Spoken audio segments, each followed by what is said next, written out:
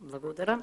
Не сум член на комисијата, но намерно се јавувам денеска, зашто ретко се случува овде два закони, речиси консенсуално да бидат донесени. Мислам на измените на законот за здруженија и фондации, на законот за политички партии. На таа линија и овој закон го гледам. Значи, прво, честитки до предлагачите.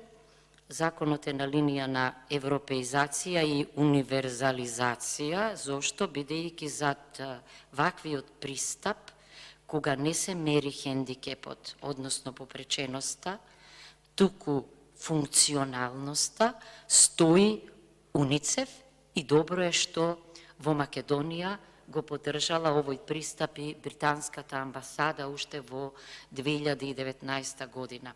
Се јавив за збор бидејќи јас на проблемот така наречен за лица со попреченост или хендикеп, поинаку гледам. Мислам дека е државата хендикепирана. Државата е попречена што не сваќа дека луѓето своите способности на поинаков начин ги изразуваат. Затоа и треба да се мери функционалноста и во тој поглед целосно го поддржувам текстот. Второ, кога ќе седнеме нормално да видиме како функционира Уставот и ќе предложиме некои уставни измени, мора да интервенираме во членот 9, бидејќи насловот на целата глава е слободи и права на луѓето и така натаму, а членот се однесува само на граѓаните. Значи, тој мора да се однесува на индивидуите, на сите луѓе, дека се еднакви без оглед на разни карактеристики. Второ, во членот 42 се заштитува семејството и меѓу останатото и децата. Би сакала норвешкиот пат да го фатиме, каде што има посебни одредби за заштита на правата на децата. И трето, во темелната членот 8, алинеја која беше во членот 8, темелна вредност е хуманизам, заштита на хуманизмот, социјалната правда и солидарноста. Лицата, овие што така се нарекуваат со попреченост, а јас велам дека се со посебни потреби, треба да уживаат посебна заштита. Следното што мене денеска ме прави среќна е тоа што во групата на општините, каде што ќе помагаат стручните тимови од здравствениот дом Скопје, додадено и Делчево.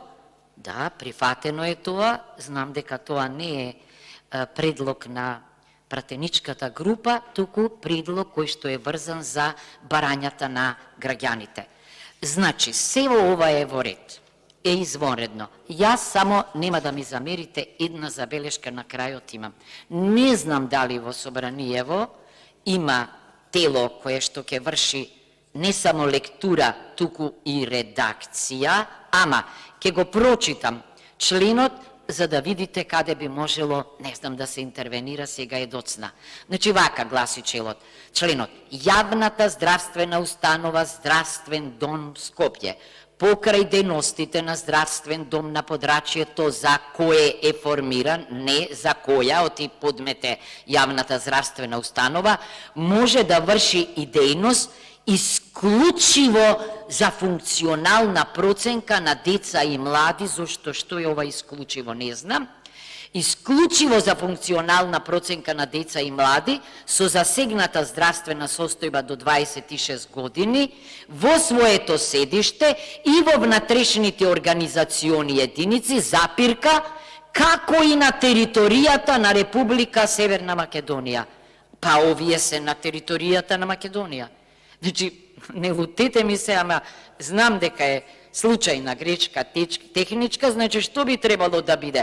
И во внатрешните организациони единици, односно во стручните тимови за функционална проценка на деца и млади, во овие сите.